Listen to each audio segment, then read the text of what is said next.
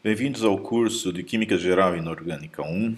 Então, dando início ao nosso programa teórico, nós vamos começar falando introduzindo a parte de estrutura atômica da matéria, junto com estrutura eletrônica, porque as duas basicamente não se separam muito, certo? Quando a gente fala estrutura atômica, é a estrutura do átomo, propriamente dito. Então, o átomo é o núcleo e a eletrosfera, enquanto a estrutura eletrônica é somente a eletrosfera, onde estão os elétrons. Então, a ideia dessa parte da matéria é nós vemos a evolução do modelo atômico desde os gregos, da ideia do que seria a composição, do que a matéria em si seria feito, passando pelo modelo recente do século XIX, certo? Até chegar ao modelo do século XX, que é o modelo quântico, passando por Dalton, Thomson, Rutherford, Bohr e chegando ao modelo de Schrödinger, de Schrödinger e Heisenberg também, e que no final das contas é o modelo atual que se usa, certo?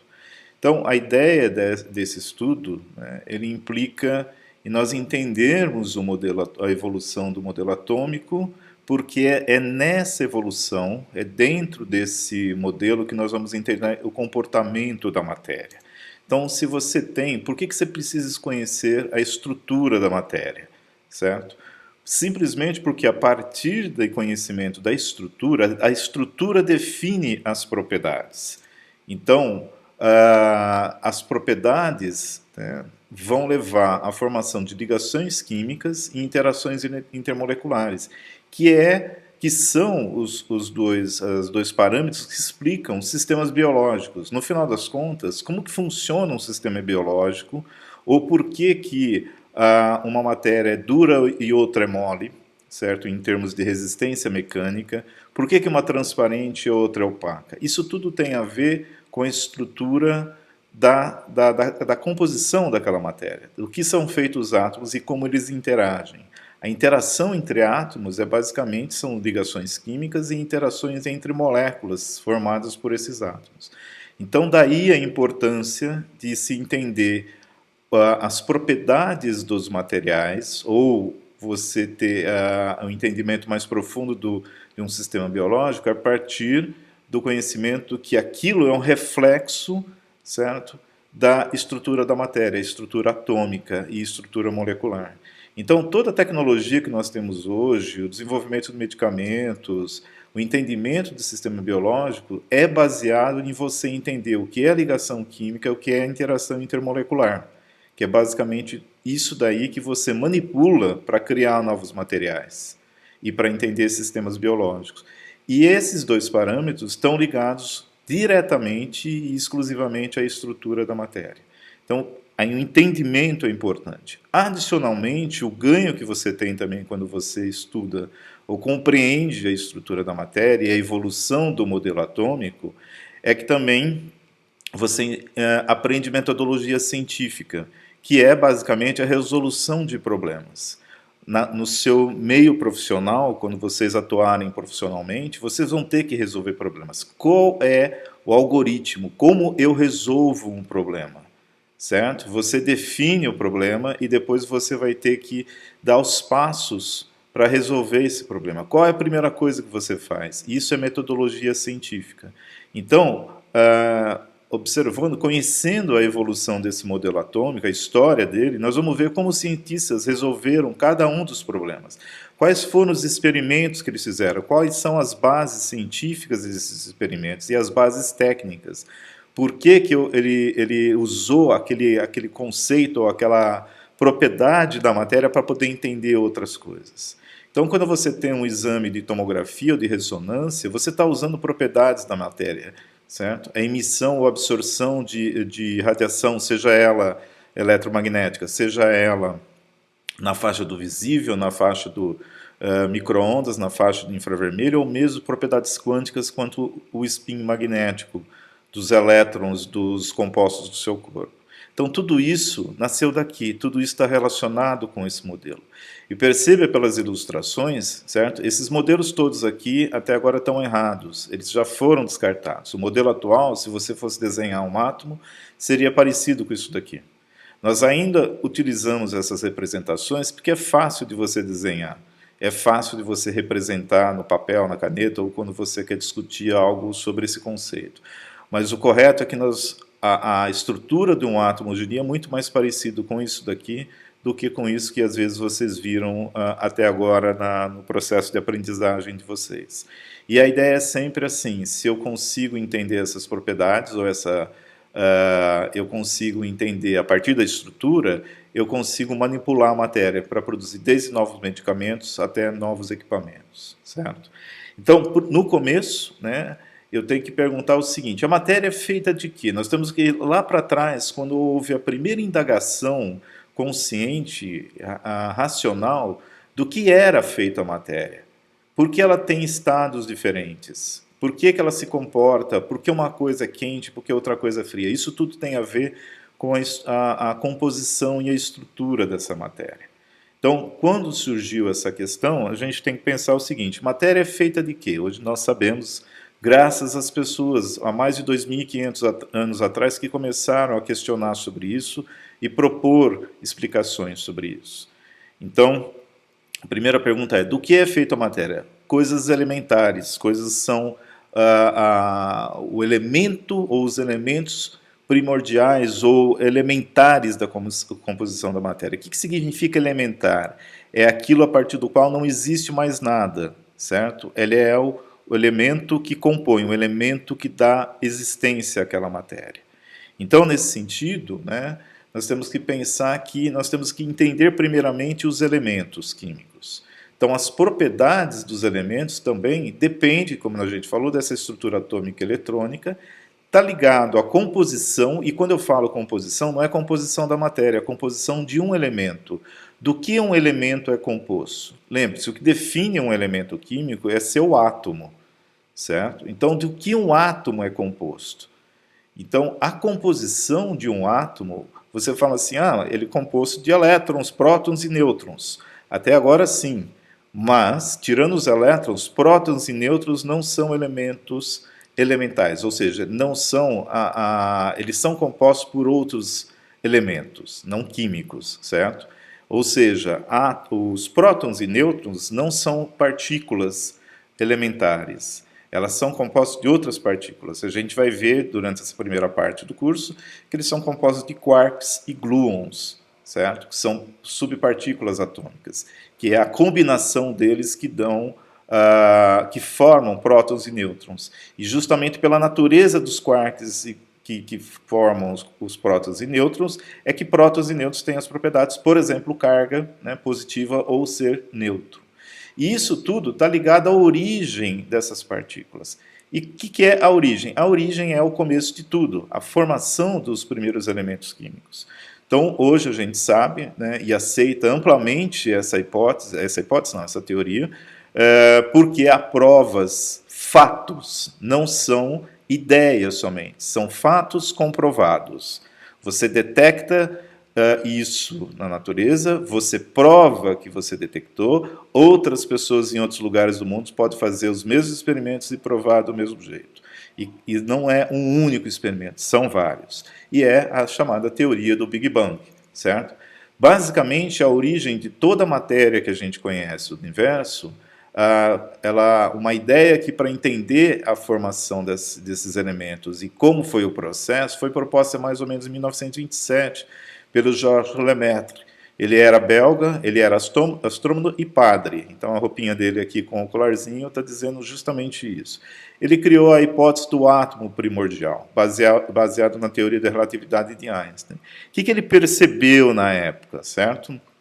Ele fez, através de resultados teóricos, cálculos, ele mostrou, a partir da teoria da relatividade de Einstein, que já tinha sido publicada mais ou menos 20 anos atrás, em torno de 1905, mais ou menos, mais de 20 anos atrás, ele mostrou que o universo se expandia. Então, se o universo se expande, isso faz parte da história do universo. Tá? E ele foi além, ele diz que se as galáxias hoje se afastam uma das outras, ou seja, se elas estão se afastando, o universo está expandindo, significa no passado que elas estavam mais próximas.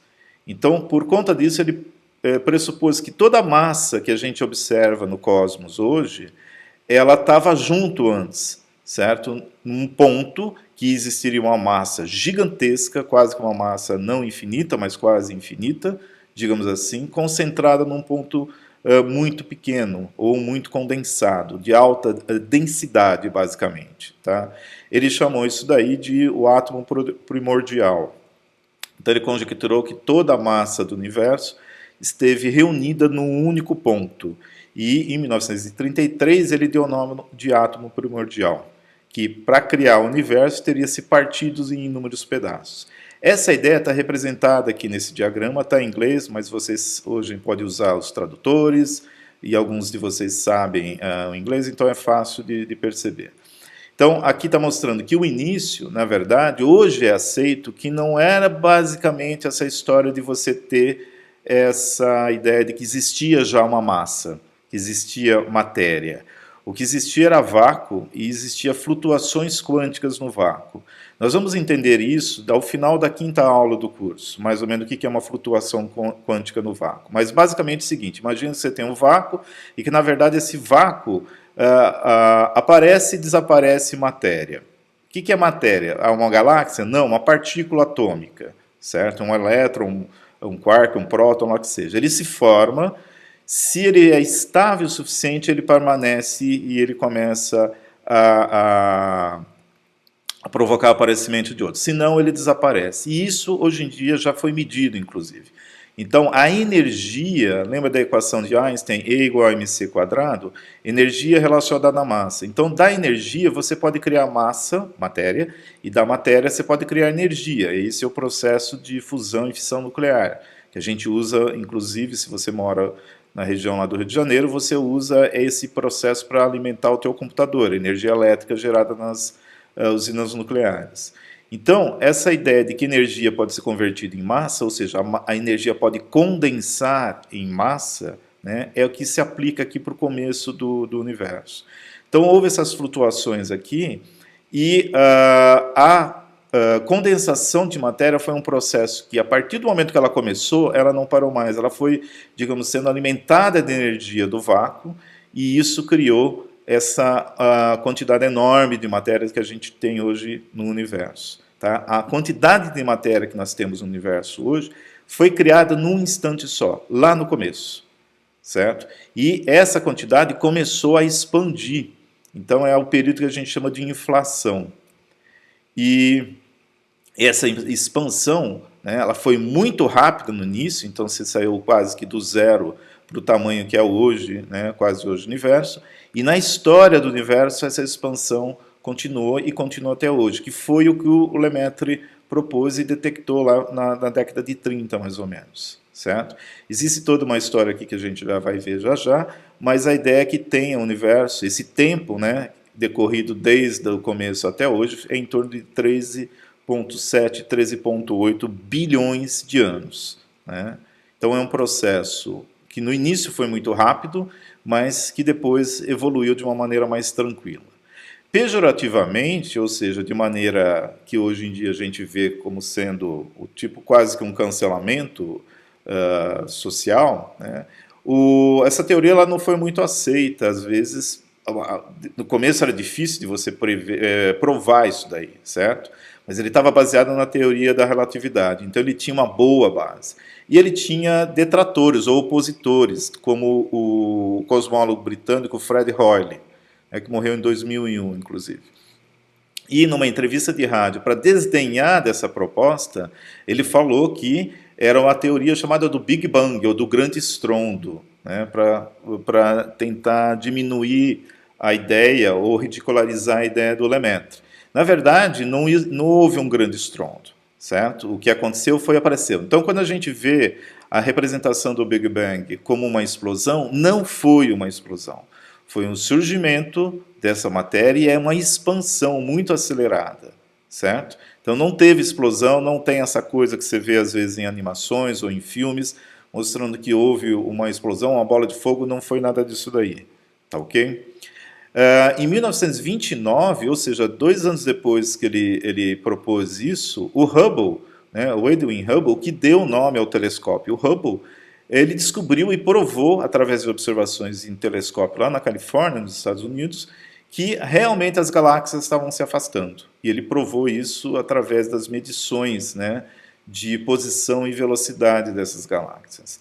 Então, realmente, ele provou a teoria, né, ou a proposta teórica do Lemaitre, que o Lemaitre não fez nenhuma medida experimental, mostrando que estava tendo esse afastamento.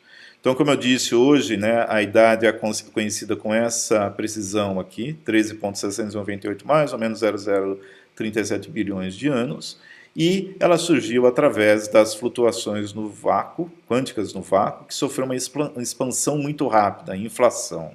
E a condensação da energia. No começo, você não tinha, basicamente, a matéria, era a energia que estava sendo condensada. Isso, quando eu falo no começo, moçada, são coisas de 10 a menos 9, 10 a menos 20 segundos. Então, é um processo que você não tem ideia, às vezes é difícil da gente conseguir visualizar ou contemporizar. Tá? Então, apesar do termo Big Bang sugerir, não houve explosão. Uma das coisas que eu expliquei é justamente não houve explosão porque surgiu, certo? E outra que é usada como argumento é que se fosse uma explosão, toda explosão tem um centro a partir de onde tudo se expande. E não existe isso. O universo ele se expande como se fosse uma coisa só, e não a partir de um centro. Não existe o centro do universo. Tá? Então isso mostra que não houve uma explosão. O universo, o espaço, o tempo, tudo foi criado naquele momento inicial. Tá ok? Então, o que se observa, é, como disse, a expansão do próprio espaço, né, e do próprio tempo, que o Einstein também mostrou que espaço-tempo é uma coisa uma relacionada com a outra, a gente não pode separar. São conceitos complexos? Sim, mas calma, vamos acompanhando, vai entendendo mais ou menos que a gente vai chegar lá, tá? Mas é a história nossa história, história de cada elemento químico presente no teu corpo, certo? Então, se eu perguntar para você assim, olha, qual a idade que você tem? Depende, você tem que falar. Depende do quê? A idade desse aglomerado de átomos atual, sei lá, 18, 20 anos, 50 anos, coisas desse tipo. Mas a idade de cada elemento composto que compõe tuas moléculas, cada elemento atômico do teu corpo é gigantesca. Cada hidrogênio do teu corpo tem a idade do universo. Um hidrogênio que está aí no teu corpo, na sua água que você bebe, tem 13,7 bilhões de anos. Como assim? Aí tem a ver com a origem dos elementos. Então esse gráfico aqui, esse diagrama, representa, né, de uma maneira diferente aquele anterior lá. Aqui ele está dando escala de tempo. Então perceba que aqui a gente está falando, quando começou a inflação, que ele chama aqui de parede de gravidade quântica, não esquenta com isso daqui, é 10 a menos 43 segundos. Aí começa 10 a menos 35, 0,01 nanosegundos, 10 a menos 9, 1 microsegundo, 10 a menos 6. Só para vocês terem uma ideia, para a piscar de um óleo é mais ou menos 500 milissegundos, é 10 a menos 3. Então isso daqui foi tudo muito rápido, certo? Então nessa história temporal agora, o que a gente tem que é o primeiro núcleo, não estou falando o átomo, estou falando o núcleo que foi formado do elemento químico, foi do hidrogênio. Ou seja, o primeiro próton só foi formado 1 vezes 10 a menos 6 segundos depois que tudo começou. Ou seja, toda a energia condensou, no final das contas, né, e formou aquelas partículas que eu disse lá, que formam os prótons, que são os quarks e os gluons, depois de um microsegundo do início de tudo. Então, prótons e nêutrons são formados. Né? Os nêutrons também são formados de quarks e gluons. A gente só vai ver que eles são quarks e gluons diferentes, a proporção é diferente. Tá? Depois, mais ou menos de 3 minutos, é que você começa a formar outros núcleos atômicos, né? Um pouco mais pesados. Por exemplo, o deutério, que é um hidrogênio pesado, que é um próton, tem um próton e um nêutron. O trítio tem um próton, quem define quem é o elemento é o número de prótons, né? É um hidrogênio que tem adicionalmente 2 nêutrons. E lítio, algum lítio foi formado. O lítio que você usa na bateria do seu celular, tá, foi formado também lá no começo do universo. Ele é muito mais velho do que você conscientemente. Tá? 3 prótons, basicamente. Levou 3 minutos. Mas não existiam átomos. Por quê? Porque a energia, que era tão alta, né, que elétrons não conseguiam se fixar aos núcleos. Assim que eles fixavam fótons, né, a radiação eletromagnética, eram absorvidos por esses elétrons e faziam com que a energia dele subisse tanto que ele era ejetado. O próton do núcleo não tinha força suficiente para manter a atração, o elétron preso por atração eletrostática. Isso só aconteceu, basicamente, 400 mil anos depois dessa história começar. Tá? Quando os primeiros átomos agora, é chamado período da recombinação núcleo-elétrons. Tá? Os primeiros átomos, agora sim, de átomos, de isótopos de hidrogênio, né, hélio e um pouco de lítio começaram a se formar. Então, entre os 3 minutos aqui, que formou os primeiros prótons, até 400 mil anos, os fótons, como eu disse, não permitiam a associação de núcleo mais elétrons para formar átomos. Então, os primeiros átomos, ou seja, os primeiros elementos químicos, formaram em torno de 400 mil anos depois do início, né, da história do universo. E eles existem desde aquela época. Então, como eu disse, você põe 13,7 mais ou menos bilhões de anos, tira 400 mil, é ali que nasceu os hidrogênios da água que você bebe, da água que é presente no seu corpo, da água presente nas suas proteínas, os seus lipídios e assim por diante. Então, é uma história longa, certo? Fantástica nesse sentido, justamente porque talvez você não tinha ideia que esse era tão velho assim e você não consegue pôr todas as velinhas no seu bolo de aniversário quanto seriam necessárias. A não ser que você encontre velas exponenciais. Somente depois de mais ou menos 200 milhões de anos é que as primeiras estrelas formaram. Por que as estrelas são importantes? Será nas estrelas que os demais elementos químicos, boa parte dele, basicamente todos, né, vão ser formados. Você precisa da formação da estrela para formar o restante da tabela periódica. Então começou mais ou menos entre 200 e foi até 400 milhões de anos a formação das primeiras estrelas. A gente fala de nucleossíntese, ou seja, a síntese dos núcleos dentro das estrelas. E aí começou a formar os elementos mais pesados que esses daqui que a gente falou. Tá? Veja que aqui, olha, somente 700 milhões de anos depois do início é que as galáxias começaram a se formar. Como que a gente sabe disso hoje? Através de observações de telescópios, certo? Quanto mais longe a galáxia está, mais próxima ela está aqui da existência, do começo do universo. A luz, a velocidade da luz é limitada. Então, quanto mais longe está, mais demora para a luz chegar para nós. Então, na verdade, se a gente observa uma galáxia hoje que está sei lá, 13 bilhões de anos atrás ela se formou, que é possível observar, o Hubble fez esse tipo de observação, essa galáxia não existe mais, ela existia 13 bilhões de anos atrás. O que nós temos é a luz que chega até nós. Quando você olha para o céu noturno, o que você está vendo é o passado, certo? Há estrelas no céu que podem, nesse momento, não existir mais na hora que você vê, porque o que você está vendo é a luz dela. Então, como a luz demora para chegar até nós, milhões de anos, às vezes milhares de anos, a estrela já pode ter acabado, mas você está recebendo só a imagem que é ainda do passado dela. O Sol, a luz do Sol, né, a radiação eletromagnética, leva 8 minutos para chegar até nós. Então, se o Sol, digamos assim, resolver de uma hora para outra apagar, que não vai acontecer, você só vai saber disso depois de 8 minutos. Então é mais ou menos através disso que a gente determina também essas idades. Tem outros dados também, certo? Mas isso é a parte mais importante. E como que esses elementos se formam, além da condensação de energia? A partir da formação daqueles elementos primordiais que a gente falou, você só vai formar outros a partir de fusão nuclear, certo? O processo de fusão a gente vai ver só superficialmente, você já deve ter visto, depois a gente revê.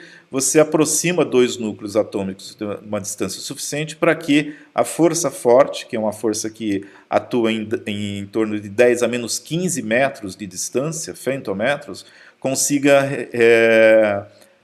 vencer a repulsão, né, eletrostática de cargas positivas e fazer com que esses prótons fiquem juntos. Então, por exemplo, a fusão de um deutério, né, com um trítio, vai acontecer formando o quê? Você ejeta nêutrons isso daqui e você forma o hélio 4. Então aqui é um gráfico mais ou menos dessa história, você tem eles à distância, está nesse ponto aqui, você está nesse ponto do gráfico. Conforme eles se aproximam, o que está acontecendo ali, você vai ter uma diminuição da energia assim que ele chega naquela distância. Se você tenta aproximar eles mais ainda do que eles estão aqui, aí você tem uma energia de repulsão. Aqui nessa animação eles estão se tocando, mas na verdade, né, eles não se tocam, como está acontecendo aqui. Essa fusão essa ideia de que está sobrepondo um ao outro não é bem assim. Mas enfim, esse daqui, então, por que eles ficam juntos depois? Porque eles tinham essa energia, isso daqui é uma escala de energia aqui no Y, é essa distância. Essa energia aqui, quando eles estão nessa distância, eles diminuem, certo? Se você tenta aproximar mais, eles repelem. Então, eles ficam aqui nesse chamado poço de potencial. Então, aqui a energia é atrativa e aqui, a partir dessa distância maior, ela é repulsiva. Tá? E se você tenta afastar eles um pouquinho, também eles se repelem. Então, aqui tem outra maneira de você ver, né? Todo esse processo sempre, se você tem esse nível de energia aqui, quando você vai para esse, você perdeu esse excesso de energia. É esse excesso de energia que é liberado aqui, que ele está falando 3,5 megaelectronvolts, que é uma unidade de energia, tá? Que dá em torno de 5,6 vezes 10 a menos 13 joules para uma fusão, só desses átomos aqui. A fusão nuclear é o que joga energia para fora, em forma de radiação eletromagnética, calor, né, que está incluso nisso, e libera partículas também como nêutrons. E é essa energia que a gente recebe aqui na Terra e mantém a vida no planeta, certo? A energia que vem do Sol. É a energia que é explorada também em usinas de fusão nuclear ou de processos de fusão nuclear. E os demais elementos naturais conhecidos, né, incluindo aqueles essenciais à vida, né, que a gente está basicamente nessa parte aqui, nesses 3 primeiros períodos da tabela periódica, 3, 4 primeiros períodos da tabela periódica, na maioria ali. Eles são formados em estrelas, como eu disse. E esse processo foi entre 200 e 400 milhões de anos para se consolidar depois do início da expansão, certo? Como que isso acontece? Lembre-se, no começo, né, você formou uma grande quantidade daqueles átomos primordiais, principalmente o quê? Hidrogênio, hélio e um pouquinho de lítio. Né? Mas hidrogênio e hélio tinha em grande quantidade, mas uma quantidade que você não tem noção realmente. Tá? E no espaço, né, é muito frio, está próximo da temperatura de solidificação desses materiais, certo?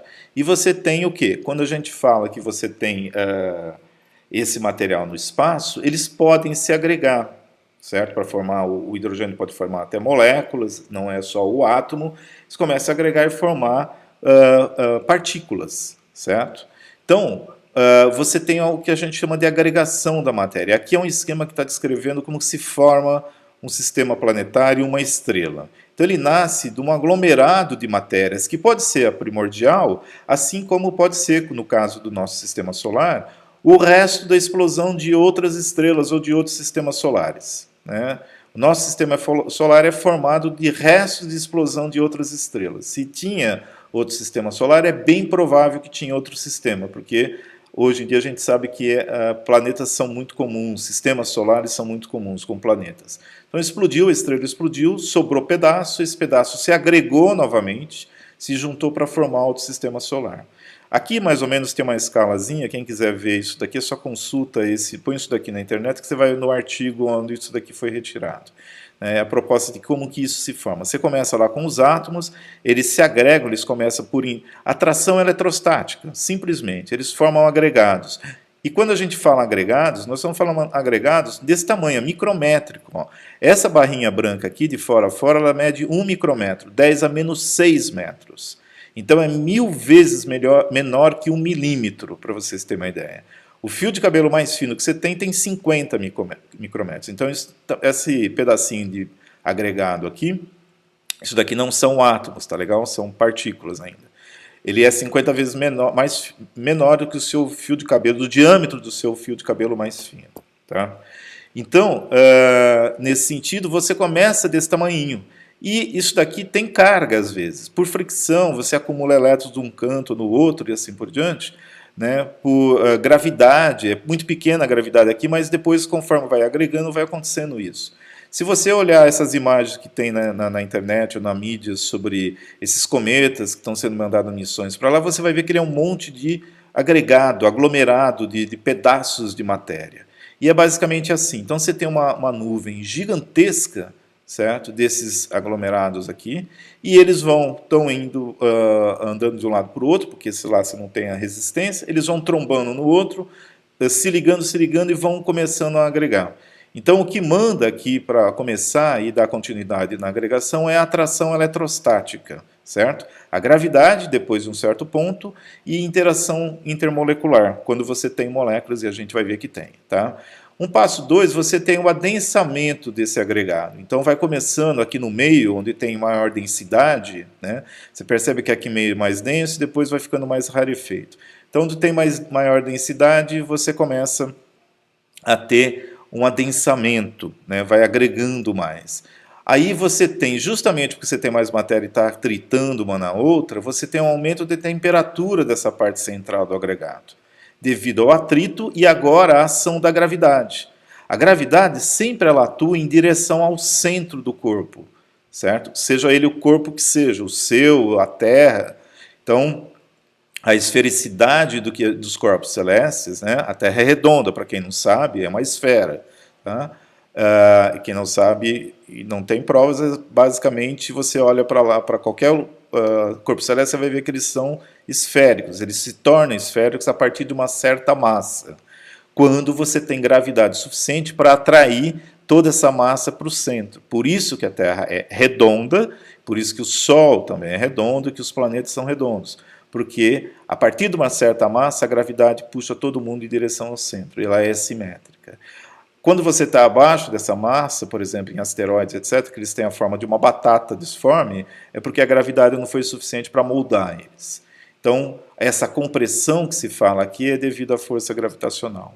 Aí chega um ponto, né, que essa força gravitacional é tão forte, que essa parte central entra em fusão nuclear. Então, a gente está falando de temperaturas acima de 100 mil graus Kelvin, certo?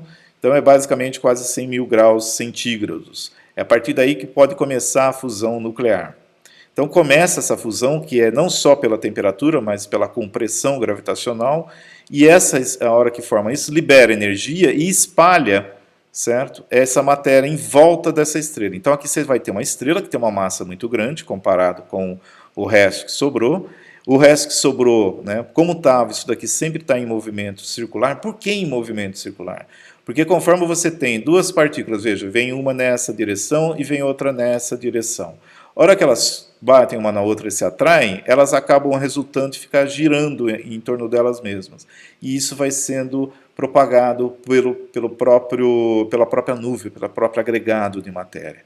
Então isso daqui fica circundando, certo? Atraído pela força gravitacional ou pelo pulso gravitacional, aqui depende da teoria que você usa, e essa matéria aqui em volta dessa estrela que se formou, chamado disco de acreação, ela vai acabar passando pelo mesmo processo e formando os planetas. Por que não forma outras estrelas? Forma planetas? Porque não tem massa suficiente, não tem matéria suficiente para iniciar a fusão nuclear.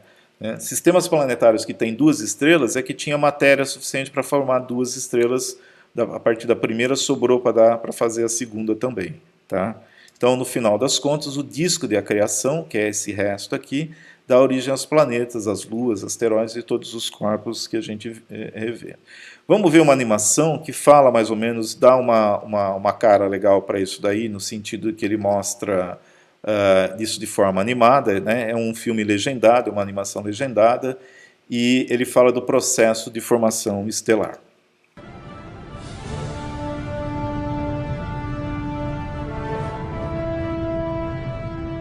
Once gravity takes over, the cloud begins to shrink, sucking in more and more gas into a giant spinning disk.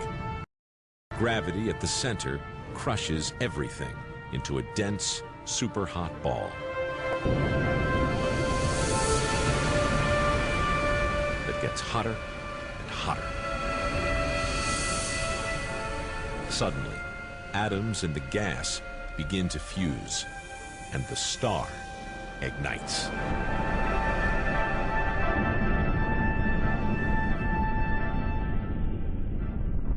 The leftover dust and debris forms a disk spinning around the new star. It contains the seeds of planets, moons, comets, and asteroids. Então, a partir dessa formação estelar, você começa a dar continuidade ao processo de fusão nuclear, né? A gente chama isso de, como já foi falado, nucleossíntese estelar. Então, aqui é um exemplo, né, de uma gigante vermelha, uma estrela do tipo gigante vermelha, que é o futuro do nosso Sol. Tá? Mas em termos de extrato de composição, isso daqui são estratos, né, ou camadas, compostos por diferentes átomos. Aqueles mais pesados vão afundar em direção ao núcleo, vamos dizer assim, justamente porque eles formam tem maior densidade. Então veja, o Sol, as estrelas não são sólidos. Ele é o que a gente chama de plasma, certo? Não é fogo também. Fogo é uma reação química. Plasma é matéria ionizada, gás ionizado, certo? Que eles ficam aprisionados naquele espaço esférico devido à atração gravitacional. Quando você vê ejeções, né, de matéria do Sol, é porque é uma reação violenta naquela coisa, que é a força que tem o suficiente para romper, para liberar a matéria. Óbvio que o poço gravitacional, a força gravitacional, ela atinge toda o corpo, só que ela é maior conforme você tem maior concentração de massa, ou seja, maior densidade. Então ela vai ser maior no núcleo do que na parte externa. E aí o que vai acontecendo? Conforme essa força vai aumentando, esses elementos mais leves, esses átomos, esses núcleos mais leves, vão sendo comprimidos, né? Vão sendo comprimidos pela gravidade um em direção ao outro, e que chega esses núcleos naquela distância que você, a partir daquela distância, você acaba fazendo com que a energia diminua e que eles ficam juntos. Então, a gigante vermelha é o futuro do Sol quando ele acabar, ou chegar basicamente a acabar de todo o hidrogênio que ele tem. Esse hidrogênio que tem aqui na parte mais externa é pouquíssimo, certo? Então, basicamente, todo o hidrogênio foi convertido nesses outros elementos através de vários tipos de processos, não é um processo só simples de fusão, mas basicamente o predominante é fusão, até você ter aqui um núcleo de ferro e níquel, basicamente, uma mistura de ferro e níquel, certo? Ferro e níquel, já ouviu falar disso? Asteroides que caem na Terra, né? Meteoritos, que são de ferro, é uma mistura de ferro e níquel. Era o núcleo de uma estrela aquilo lá. Então, um dia que você vira um asteroide, né, de ferro e níquel, aquilo foi o núcleo de uma estrela que explodiu, lançou pedaços para tudo quanto é lado, pedaços dessa estrela viajaram, caíram aqui na Terra, o cara foi lá, pegou e você tem um pedaço do núcleo de uma estrela na tua mão, certo? Que é a única maneira de você conseguir tocar nela nesse sentido. Então, as estrelas que estão próximas, né, ao final do processo evolutivo de fusão nuclear, de queima, né, do seu combustível, como eles dizem, a palavra queima é errado de falar, por quê? Porque envolve o processo de combustão, e não ocorre combustão. Combustão é uma reação química. Aqui o que a gente tem é uma reação física, é química, mas é nuclear, tá? Então ele tem esses estratos aqui que a gente fala que aparece como se fosse a estrutura de uma cebola, de várias camadas, tá? E que os elementos mais pesados vão estar mais internos. A fusão acontece nessas fronteiras aqui, nessas linhas, basicamente, né, entre esses estratos. Então, para o elemento passar de um extrato para o outro, na verdade, ele acaba tendo que aumentar a densidade, ele tem que se transformar em um outro. Aqui são vários exemplos da fusão de elementos formados nesses tipos de estrelas aqui. Então, você tem, por exemplo, se você pegar hélio e nitrogênio, você forma flúor. Se pegar o flúor, né, pode ser convertido em oxigênio, se você puser mais o outro hélio, você forma neônio. Então, na sequência de número atômico, você vai formando massas, e tem vários isótopos aqui, então o número de nêutrons varia, mas o número atômico é o que define o elemento. Outros exemplos, então aqui, o carbono com hélio, você forma oxigênio.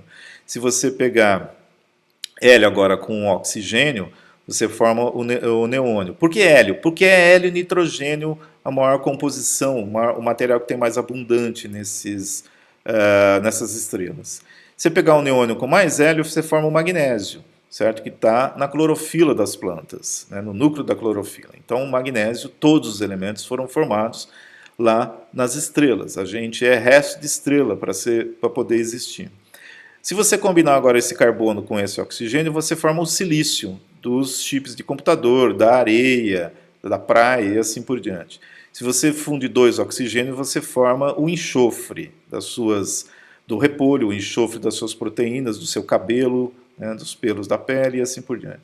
Se você pega 2 silícios, você forma o ferro que está na sua hemoglobina.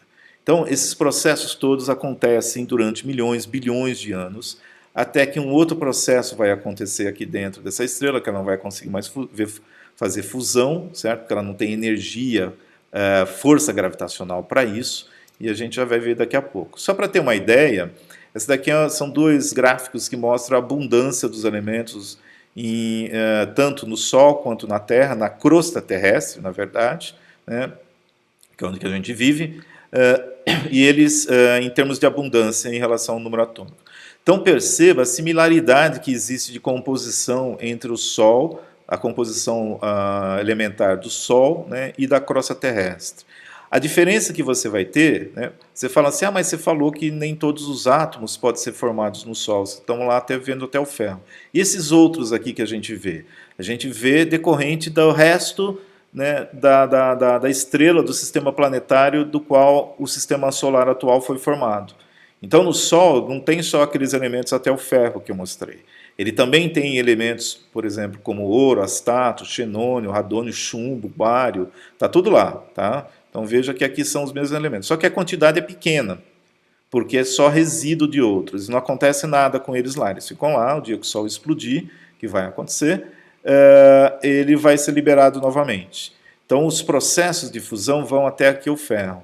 A Terra tem essa outra composição porque ela é resíduo do disco de acreação, né, da poeira estelar ou de sistema planetário original que deu origem a esse sistema planetário. Então perceba que a composição dos dois e todo o resto do sistema solar tem composição semelhante.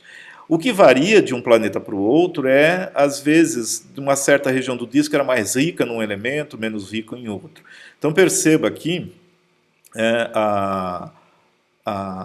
o que a gente tem, proporcionalmente, você tem mais, aqui é o hidrogênio e aqui é o hélio no Sol. Você vai ter muito mais hidrogênio e hélio do que os outros elementos químicos, enquanto na Terra é o contrário. Por quê? Porque a grande parte do hidrogênio e hélio ficou lá no Sol para fazer e sofre o processo de fusão nuclear.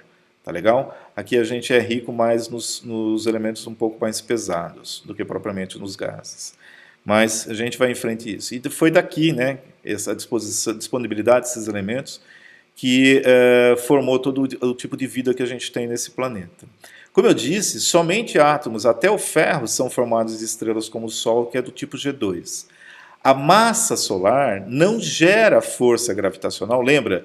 Que atrai em direção ao núcleo, que comprime os elementos, os átomos, né, os núcleos, é ela que comprime, que faz a compressão para que haja fusão nuclear. Então você tem que ter massas grandes para poder causar ou para poder dar sequência na fusão nuclear. E quando você chega no ferro, você não tem energia o suficiente para isso, você não tem força gravitacional suficiente para fusionar esses elementos e dar origem a esses elementos todos mais pesados que o ferro. Então, estrelas do tipo do Sol sintetizam até o ferro. O hidrogênio e o hélio é sintetizado, o hidrogênio não, que ele foi formado lá, junto com um pouco de hélio, lá no processo do Big Bang. Tá? Por que põe hélio? Porque você pode formar hélio a partir de hidrogênio, então você pode formar hélio no Sol também. Mas o resto não está lá, certo? E daí, como e de onde são formados, né? De onde vêm esses outros elementos que você não consegue formar em estrelas do tipo do Sol? Bom, são propostos basicamente 6 processos pelos quais os outros elementos podem ser formados. Tá? Aqui nessa tabela periódica, vocês vão ver que, por exemplo, o hidrogênio só tem uma cor aqui, está tomando o quadradinho dele inteiro. Então o hidrogênio só pode ser formado através do Big Bang, certo? Lá, e também fusão. O hidrogênio forma fusão? Não, é porque o hélio está aqui também. Então o hélio, o hidrogênio e um pouco do lítio, por isso que só tem essa bandinha azul aqui na tabela, eles foram formados do Big Bang. Mas hélio e lítio pode ser formado por processo de fusão. Além de processo de fusão, você pode formar lítio e hélio, está vendo que tem uma verdinha aqui um pouco amarelinho, através de estrelas, de nucleossínteses estelares, de 2 tipos de estrelas diferentes. Estrelas de massa pequena e estrelas de massa grande, isso é chamado de estrelas massiva, certo? Não é maciça, maciça tem a ver com densidade, tá? Aqui é a quantidade de massa, por isso que é com 2 S, massiva. Então você tem estrelas pequenas e estrelas massivas. Então o lítio ele pode ser formado foi formado tanto no Big Bang, pode ser formado um pouquinho através da ação de raios cósmicos de fissão e formado através de estrelas de massa pequena. O que são os raios cósmicos? São justamente partículas, né, restos de elementos que saíram ejetados do Sol ou da explosão de estrelas. Então, prótons, elétrons, núcleos de hélio e de outros elementos mais pesados que são acelerados a partir de explosão de estrelas mássicas ou massivas, tá legal? E de outros eventos energéticos que ocorrem no universo. Então, essas partículas aceleram, tá? Imagina assim, um núcleo de ferro viajando em altíssima velocidade, 50% da velocidade da luz, e aí ele colide com um átomo de hidrogênio. Essa colisão pode provocar a fissão, a quebra desse núcleo de ferro em pedaços, não num pedaço meio a meio, em pedaços. Por isso, um pedaço desse pode ter 3 prótons, aí dá origem a lítio. Então, essa é a história da tabela periódica. A fusão de estrelas de nêutrons, né? São estrelas compostas só de nêutrons. Aqui você vai ver que esses elementos mais pesados têm predominância nessa formação. E explosões de estrelas chamadas anãs brancas. Mas, basicamente, todos esses elementos aqui mais importantes, eles vêm dessas explosões de estrelas massivas. Todos eles se formam de explosões de estrelas massivas, mas essas estrelas massivas é que dão origem a estrelas de nêutrons. E você tem que ter 2 próximas para ter mais. Então, perceba que a raridade, às vezes, do elemento tem a ver com o processo de formação, a história do elemento, certo? Como eu disse lá no começo. Então, por que esses elementos mais pesados têm menos no universo do que esses elementos mais leves? Tem a ver por causa do processo de formação deles, da abundância. Tem muito mais estrelas de massa pequena do que estrelas de massa grande, certo? E porque tem estrelas de massa grande em menor número, você tem menos estrelas de nêutrons formadas, e muito menos ainda anãs brancas, mas principalmente de estrelas de nêutrons, que dão origem a esses mais pesados. Então, a própria raridade, né, dos elementos em termos cósmicos, em termos universais, tem a ver com o processo, a história de formação deles. Qual é o processo envolvido? E isso depende do tipo da estrela. Então, aqui a gente tem um catálogo, de novo, um diagrama, um gráfico, onde aqui esse eixo, né, é a massa. Então, para cá diminui a massa, aqui aumenta, aqui é o tempo, a evolução. O que vai acontecer com a estrela na história do ciclo dela, da vida dela? Todos são formados a partir de uma protoestrela, e a diferença entre essas protoestrelas é justamente a quantidade de matéria que tem para formar elas, naquele processo que a gente viu agora há pouco de formação do sistema planetário, certo? Então, aquelas pequenininhas vão dar origem à anã marrom, à anã vermelha, que com o tempo ela vai continuar a anã marrom. Ela não tem muito o que fazer porque a energia dela é muito pequena. A anã vermelha, continuar a anã vermelha, e pode colapsar e formar uma anã branca, daquelas umas que a gente viu lá. O nosso Sol está aqui, é mais ou menos, né, no meio do caminho, um pouco para menos do meio do caminho. Então, ela é uma estrela média, do tipo G2, que o futuro dele, a hora que acabar o hidrogênio, principalmente, ele vai se formar, ele vai se expandir, vai chegar até Marte, mais ou menos, a expansão da estrela, então vai destruir tudo, vai formar uma gigante vermelha.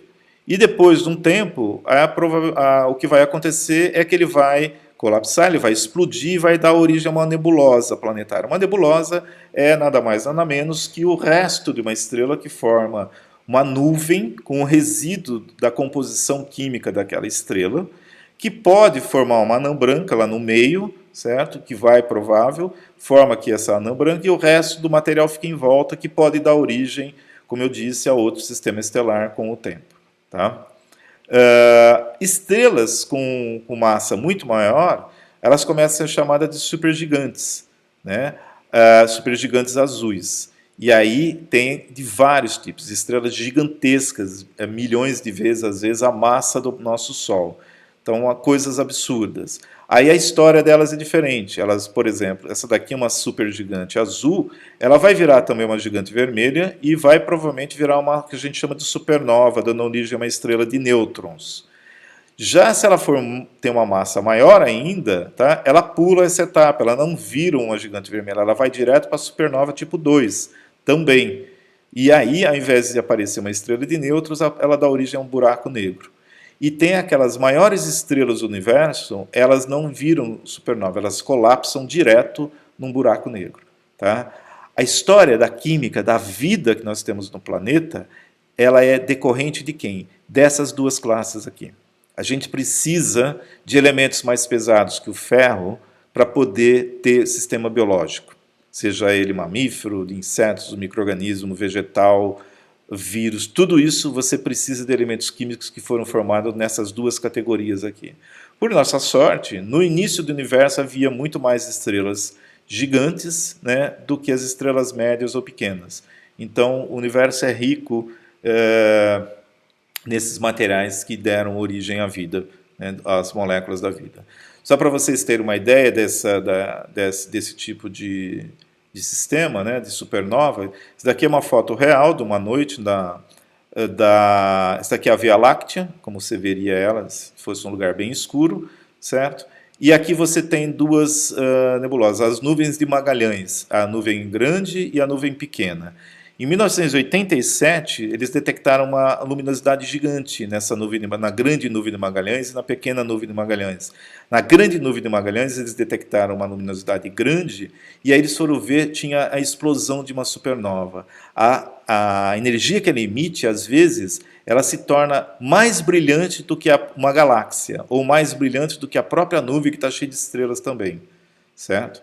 Então, aqui a imagem que foi captada pelo telescópio, isso daqui é uma imagem composta, certo? Por que composta?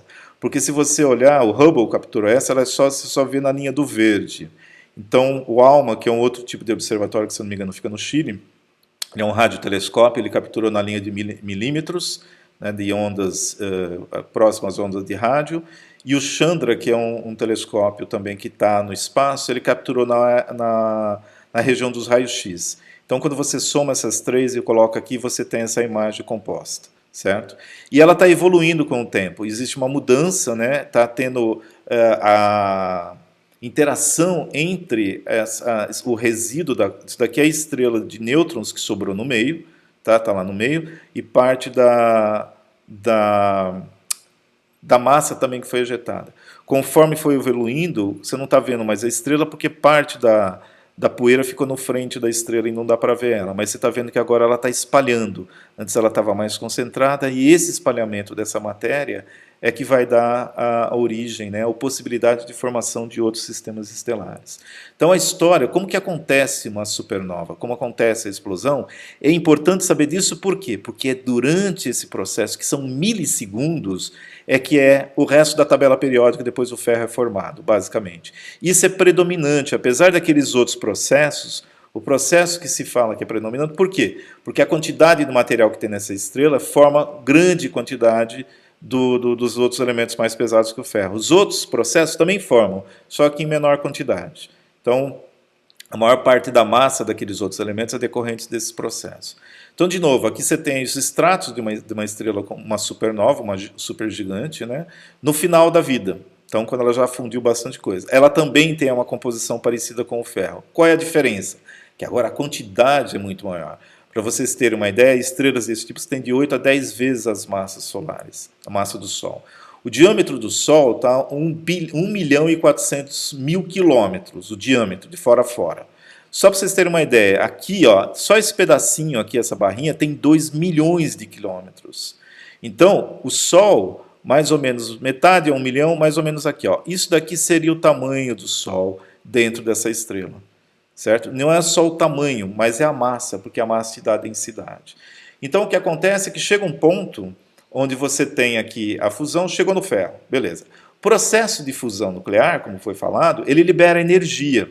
Lembra aqueles 3,5 MeV? Aquilo é energia. Aquela energia aquece o material à volta e esse material se expande, o plasma. Então, uma estrela, por que o Sol não aumenta nem diminui de tamanho? Porque lá dentro tem dois processos ocorrendo. Um é a gravidade puxando em direção ao centro. E o outro é essa energia liberada durante a fusão empurra para fora. Então essas forças, elas se igualam, por isso que a estrela nem explode nem implode, que é o que acontece com o nosso Sol. Vai chegar um momento no nosso Sol em que a energia que vai ser gerada da fusão nuclear vai ser maior que a própria gravidade. Então aí ele vai aumentar de tamanho, quando ele fica a tal do gigante vermelha. Certo? Quando acabar o hidrogênio, ele vai queimar o hélio. É nesse ponto que O hélio gera mais energia na fusão, porque é mais pesado, ele vai aumentar de diâmetro. Aqui vai acontecer a mesma coisa, só que ela é muito maior. Tá? Então ela já tem essa estrutura, e o que mantém ela é a gravidade. Então, quando ela chegar nesse ponto do ciclo, né, o ferro ele não sofre fusão nuclear nessas condições. Por quê? Porque não tem energia o suficiente para aproximar os núcleos de ferro para fundir eles. Então, o que vai desaparecer daqui? Aquela força contrária à ação da gravidade que mantinha a estrela em equilíbrio, chamado equilíbrio hidrostático, certo? Então ela não gera calor para contrabalancear a gravidade e a pressão decorrente desse processo contrária à gravidade. Então essa pressão diminui, a gravidade toma conta agora, certo? E vai começar a pressionar. Isso daqui, então, o que vai fazer? Como essas regiões têm maior densidade, esse processo começa a ser sentido maior perto do núcleo, ou no núcleo da estrela. Então esse núcleo acaba não tendo a força contrária, ele colapsa em direção ao próprio núcleo. E tudo que está aqui perto do núcleo começa a desabar em direção, ir em direção ao núcleo, certo? Quando isso acontece, né, é o colapso da estrutura. Isso acontece em menos de 1 segundo. Então é um processo fantástico em termos energéticos e rápido demais. A explosão de uma estrela como essa é fantástico, de você, se pudesse assistir sem você morrer. Então, em menos de segundo, esse núcleo colapsa por conta dessa que parou de ter a contraforça aqui em função da gravidade, tá? E a energia agora gravitacional é tão grande que você forma a chamada estrela de nêutrons. Essa estrela de nêutrons se forma no lugar de onde estava o núcleo dessa estrela. Agora, veja, ela só tem 200 quilômetros. É uma estrela que tem uma densidade gigantesca, porque ela tem, aqui a gente está falando de 2 milhões de quilômetros. E o diâmetro quase de uma estrela de nêutrons é em torno de 200 a 500 quilômetros só. É muito pequena com uma densidade gigantesca. Então, quando acontece isso, né, você tem essa formação, colapsou aqui, e o resto dos estratos agora vem em direção, né, vai caindo pouco a pouco aqui, vai caindo em direção a essa estrela de nêutrons. Quando esses próximos estratos aqui batem nessa estrela de nêutrons, que tem uma densidade gigantesca, ela não cede, esses estratos refletem, tá? Eles ricocheteiam e voltam. Quando eles voltam, eles estão encontrando no caminho de volta os outros estratos que ainda estão caindo aqui, as outras camadas que ainda estão caindo, de tão grande que essa estrela. Quando acontece esse ricochete, parte dos nêutrons também saem daqui, a estrela emite nêutrons e cria a chamada onda de choque. Então agora você colapsou o núcleo, formou nêutrons, parte desse outro extrato colapsou em direção ao núcleo, bateu na estrela de nêutrons, voltou, a hora que ele voltou ele vai encontrar o resto da estrela caindo, e aí essa onda de choque, essa frente de onda, junto com esses nêutrons, né, que são emitidos de forma descontínua, encontra o resto dos estratos. E aí há um choque entre essa onda de ricocheteio, certo? E as camadas que estão caindo. Nessa borda, nessa fronteira onde acontece esse choque, a energia é gigantesca e a pressão é gigantesca. E aí, nesse lugar, nesse momento, certo? É que acontece nessa fronteira da onda de choque aqui com o que está caindo, junto com esse gás de nêutrons, certo? Acontece a formação, a fusão nuclear e a formação do resto da tabela periódica, certo? Então, a energia decorrente dessa colisão entre essa onda de choque e as camadas em colapso vai ser suficiente para fundir agora, fundir, como a gente fala, é aquela aproximação dos núcleos atômicos, né? Ou também por captura de nêutrons, que está saindo tanto nêutrons lá que esses componentes de camadas superiores acabam absorvendo esses nêutrons, que podem decair para prótons e formar outros elementos. A gente vai entender esses processos mais ou menos na aula de química nuclear, tá? Esse processo ocorre numa escala de milissegundos, é o tempo que leva para você piscar teu olho. Então, em 1 segundo acontece o colapso, em milissegundos, que é o processo de retorno, acaba acontecendo o processo de fusão nuclear, de formação dos demais elementos, certo? Então, a energia liberada e a onda de choque causa a explosão da estrela, porque, apesar de ter esse colapso, essa energia que está indo em sentido contrário é muito maior. E a estrela literalmente explode, espalhando o resto dessa estrela pelas redondezas, mas deixando parte da estrela de nêutrons lá. Então, uma estrela gigantesca acabou gerando uma estrela de nêutrons que tem uns 200 ou 500 quilômetros, e o resto do material, inclusive toda essa tabela periódica nova, com um monte de isótopos, com um monte de elementos, é jogada para fora, certo? E é de lá que advém, ou que a gente tem esses elementos que dão origem à vida, que dão origem a todos esses materiais que a gente tem e utiliza no dia a dia. Tudo o que você é composto, tudo que tem à tua volta nesse planeta, foi formado dentro de uma estrela. Metade dele foi formado em estrelas como o Sol e outra metade, certo, formados em estrelas gigantescas lá no começo do universo. Então, tudo que você é, tudo que você é composto, tudo que você tem, que você toca, foi formado dentro de uma estrela. Tá? A parte fantástica disso tudo é que talvez a gente possa ver uma estrela, um processo desse acontecendo. Na constelação de Órion, né, que é visível no céu noturno aqui do sul, tem uma estrela chamada Betelgeuse, que quando esse processo vai acontecer, a estrela começa a variar a cor dela. A Betelgeuse é uma gigante vermelha que pode passar, como eu disse, pode gerar, naquele slide lá atrás, a gente viu que uma super massiva pode passar pela etapa de gigante vermelha. A Betelgeuse é um desse tipo. Ela está no canto direito do Órion, né? É um guerreiro. Ele tem, a constelação é formada, é como se fosse a roupa dele, um colete amarrado por um cinto, é o chamado cinturão de Órion, que tem as três Marias lá, se eu não me engano.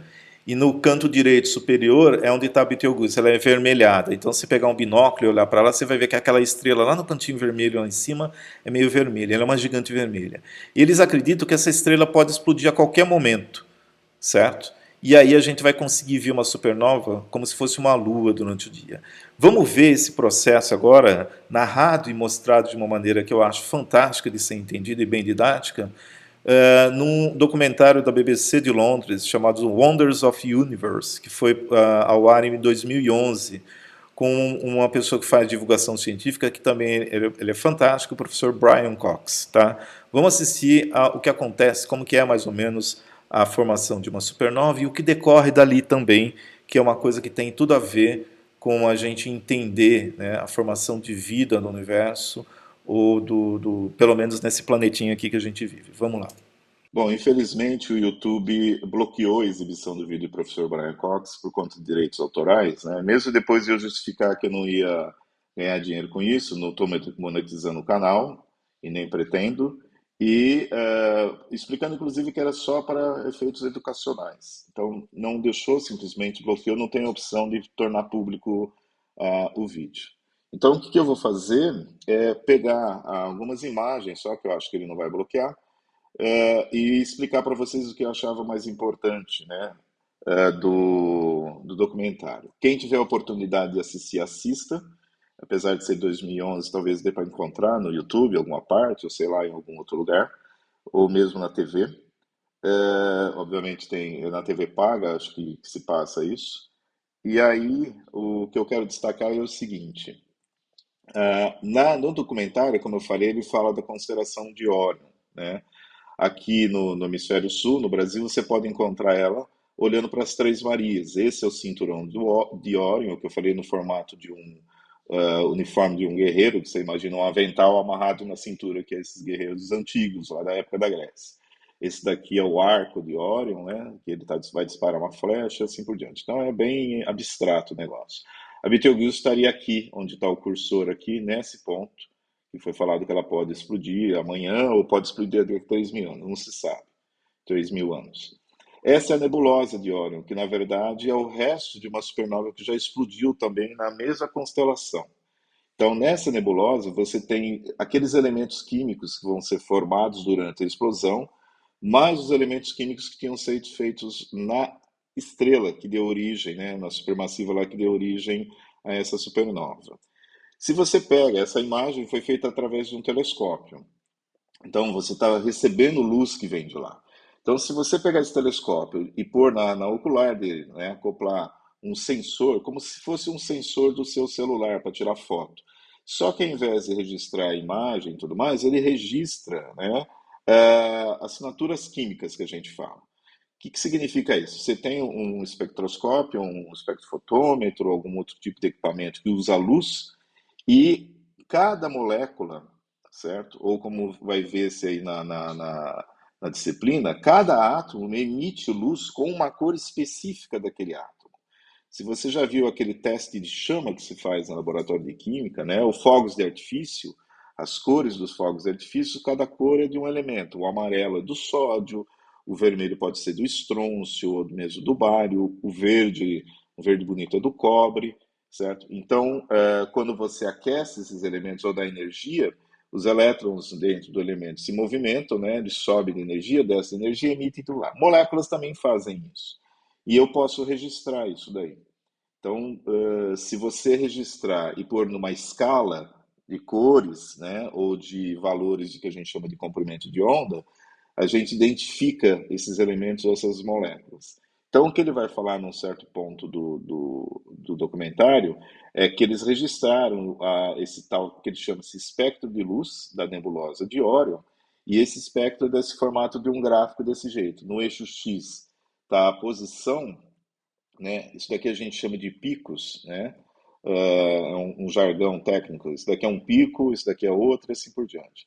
Então, aqui no eixo X é a posição do pico, que está normalmente relacionado ao comprimento de onda, é como se fosse a cor, que é específica. Então, esse pico aqui é só ele que aparece nessa posição, não tem outro. E o eixo Y é a intensidade, ou seja, quanto mais alto esse pico, né, mais daquela coisa tem. Pode ser átomo ou pode ser molécula. Então, nesses espectros aqui, a gente está vendo identificado que esse pico aqui indica que você tem água. Aonde? Lá na nebulosa, certo? A água foi feita a partir da combinação de hidrogênio e oxigênio. Você tem formaldeído, ele está falando lá, isso daqui são telas capturadas do documentário, ele está falando, olha, tem água, tem dióxido de enxofre, o dióxido de enxofre está mais ou menos tá aqui, nessa posição aqui, tem formaldeído, tem ácido cianídrico, HCN também, cianeto de hidrogênio, que ele fala, né? É nessa posição aqui que está. Você tem dietil éter, ou dimetil éter, se eu não me engano. Também tem o dimetil éter, éter dimetílico, né, que eles traduzem, que está aqui nessa posição, aqui pertinho do formaldeído. Você tem metanol, que está aqui nessa posição, esses dois piquinhos, e assim por diante. E tem mais outras moléculas aí, que esse monte de picos aqui também caracteriza outras moléculas. Por que isso é importante? O que isso quer dizer? Quer dizer que, a partir dos elementos formados nessa explosão, depois de um tempo, esses elementos ficam lá e, de alguma forma, eles se combinam para formar moléculas. E são moléculas que são normalmente tratadas pela química orgânica, que vocês estão vendo aqui. Então, os carbonos acabam se combinando para formar isso. E lembre-se, né, a química orgânica é a química que dá origem a compostos ligados normalmente à vida, compostos bioquímicos. Aminoácidos, bases nitrogenadas, são todos formados a partir da química do carbono. Então, lá no espaço, onde não há, em princípio, nessa nebulosa, que é uma nuvem de gases, poeira é pedacinho de coisas, né?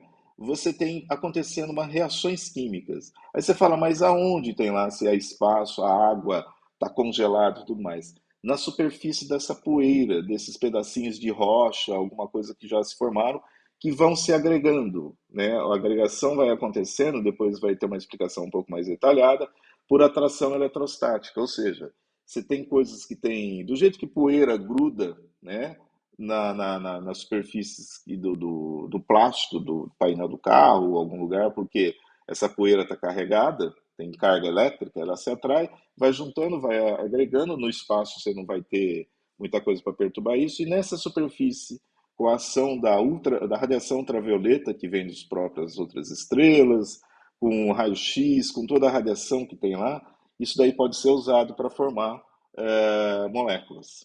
E como a gente sabe que isso está acontecendo? Através desses estudos e de outra pista ou de outro fato, né, que ele também mostra no final do documentário.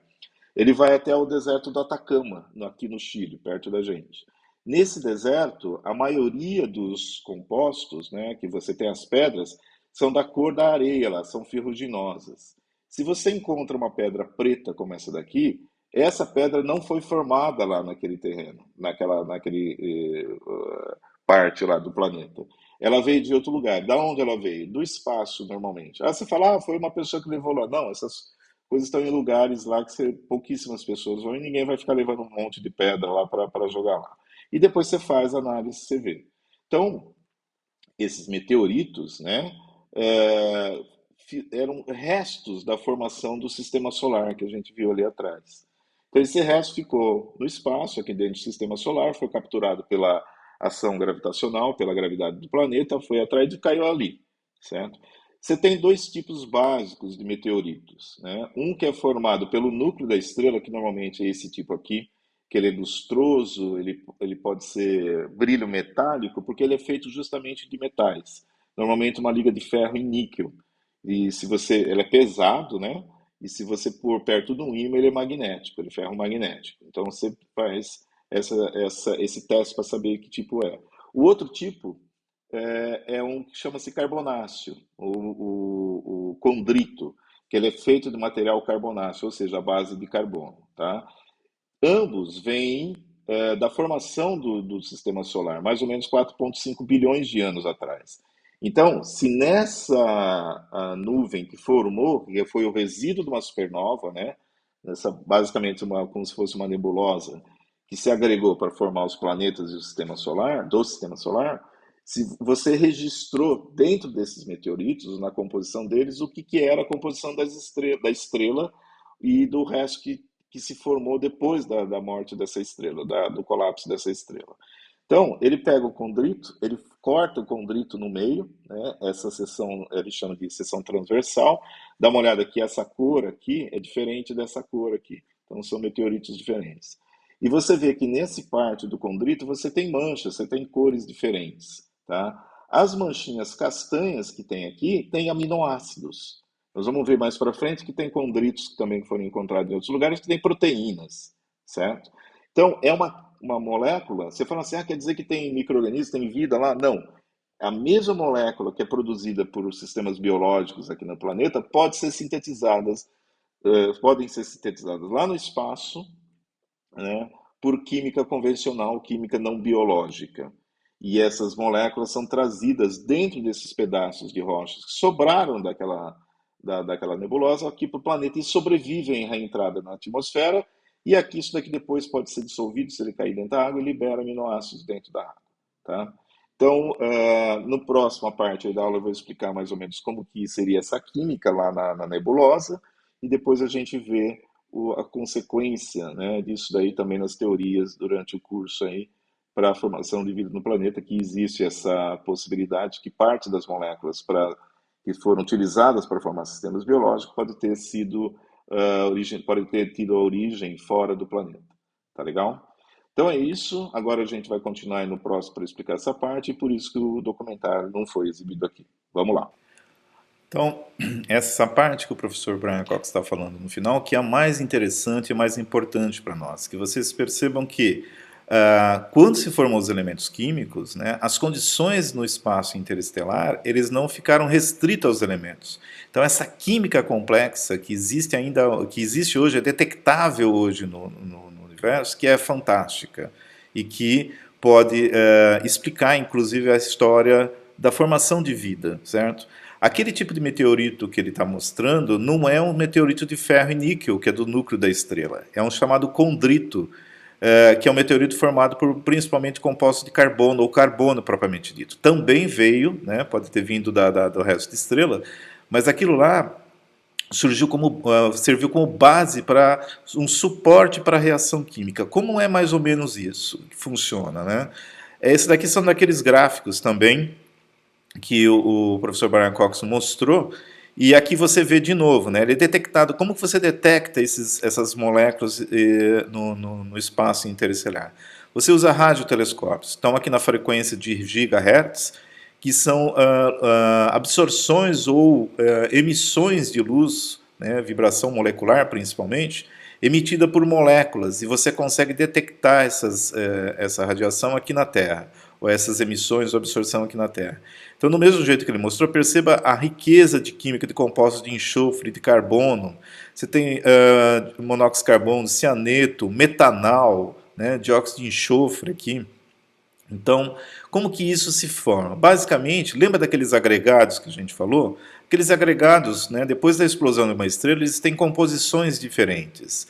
Então, lembra que tinha silício lá. Você pode formar os chamados silicatos também. Pode fazer agregados de carbono ou agregados de silicato. Silicato é silício com oxigênio, e sódio, potássio, ferro, alguma coisa assim. Então, em volta desse núcleo de silicato, pode condensar água, que também é formada lá naquela química estelar, tá? Porque você tem hidrogênio e oxigênio. Então, essa água congela na temperatura do espaço e forma esse grão de gelo, basicamente de água, com um núcleo de silicato. Pode ser assim, pode ser outro, pode ser um núcleo de carbono, sem água, com água, que é só um exemplo. Então, o que acontece? As moléculas que estão lá soltas no espaço interestelar, né, que foram resíduos da explosão ou na nebulosa, hidrogênio, principalmente, hélio, moléculas de hidrogênio, ou átomos de hidrogênio, água também, ou monóxido de carbono decorrente de outros processos que já foram mais antigos, elas começam a absorver, ou seja, elas são atraídas eletrostaticamente, interações intermoleculares, na superfície desse grão de poeira, vamos falar assim, certo? Vou chamar ele de grão de poeira, ou agregado. E ali elas começam a receber energia, seja de radiação de ultravioleta, seja de raios cósmicos.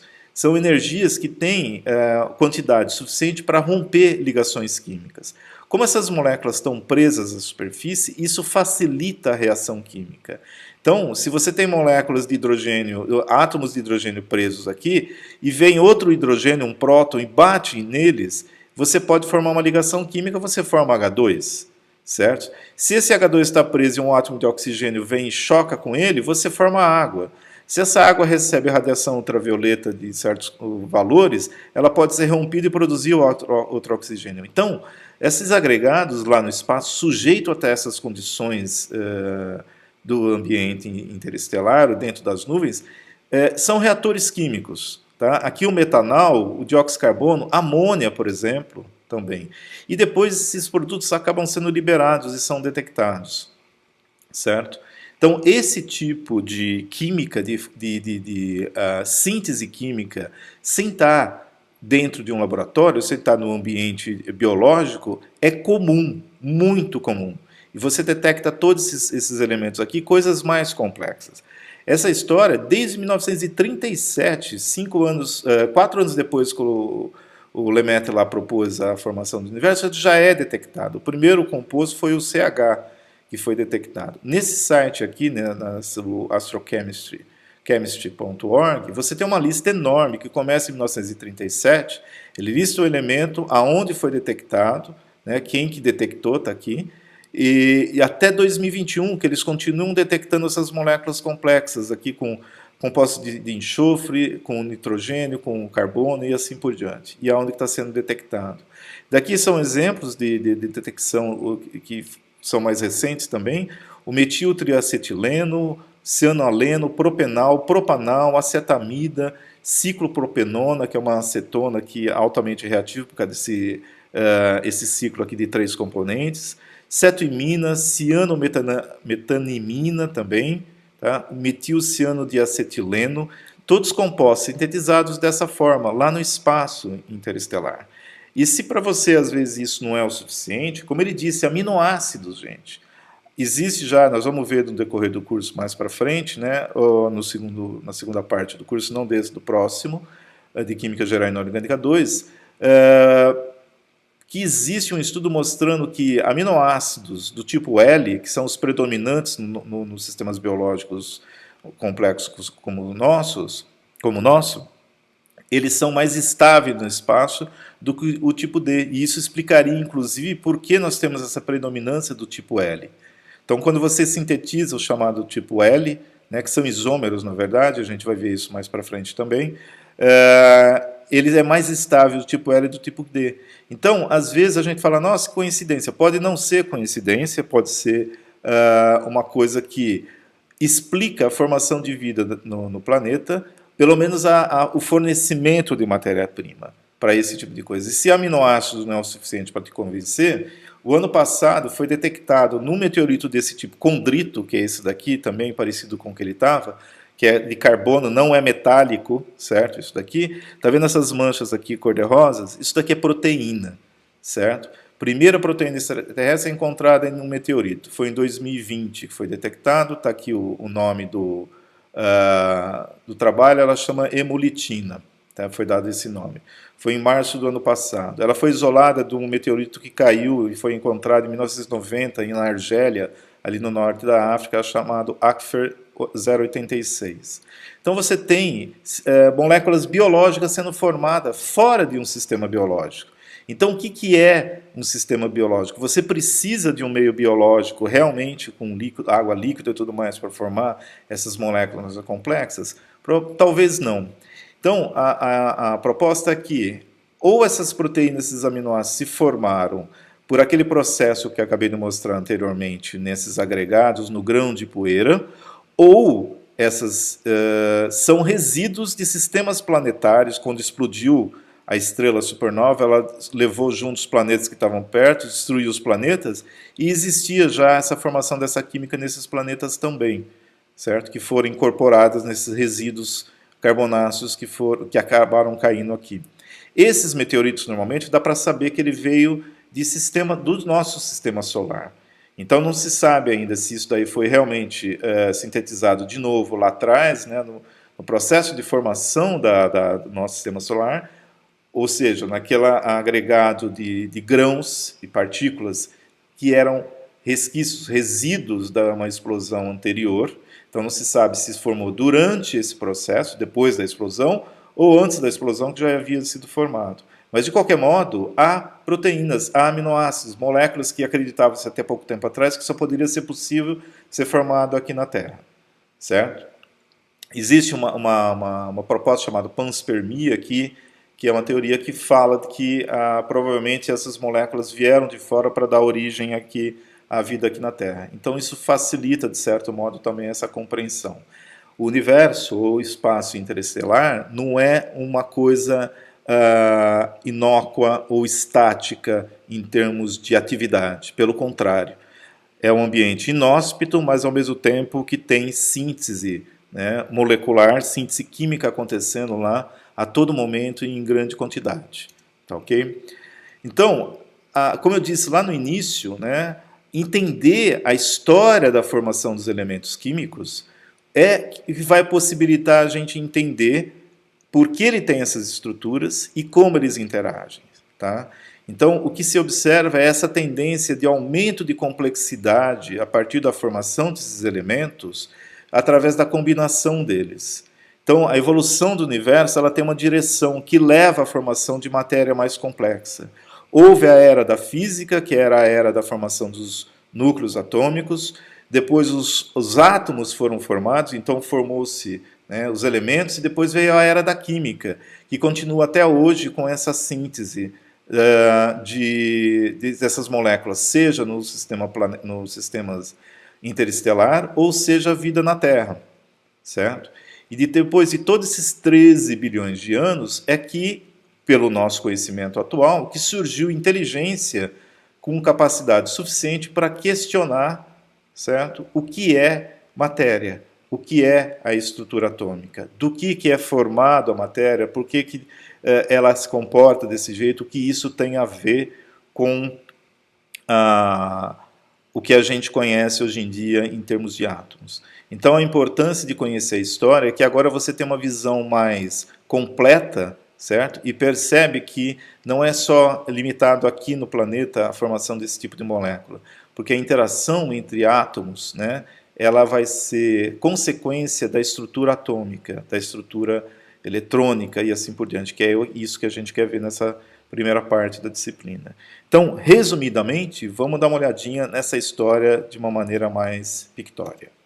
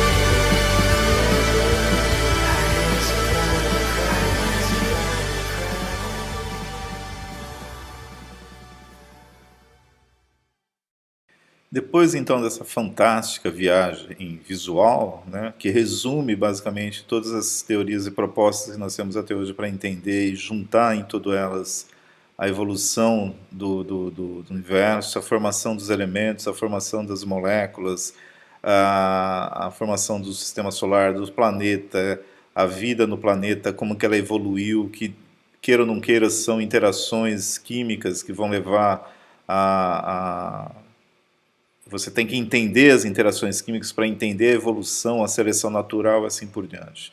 Então, átomos, estrelas, galáxias, planetas, certo? Mais alguns bilhões de anos, passando por todo esse processo evolutivo, até finalmente, há mais ou menos 2.500 anos atrás, alguém sentar e perguntar, né, do que nós somos feitos, do que as coisas são feitas, qual é a parte elementar de tudo e da onde veio isso. E a gente vai continuar, né, a partir da próxima aula, pegando justamente a ideia dos gregos e tentar entender o que é o átomo, do que é feita a matéria e por que ela é do jeito que ela é. Tá legal?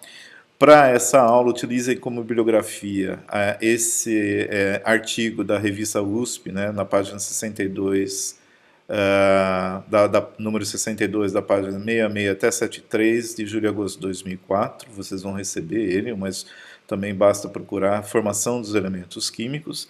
E na próxima aula, a gente continua daqui, iniciando então a estrutura atômica da matéria, que pode ser consultada a matéria da próxima aula, se vocês puderem ler antes, faz muito bem, né? No livro Química Ciência Central, desse pessoal aqui, o Brown como principal autor, ou Princípios de Química do Atkins também. Ambos estão disponíveis online, pelos sistemas que vocês já sabem.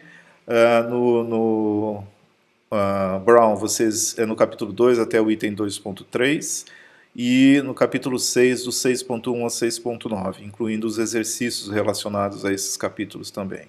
E no caso do princípio, ele não chama de capítulos, né? Ele chama de foco 1, itens 1A e 1E. Então é isso, até na próxima aula, e vamos lá continuar com essa fantástica história.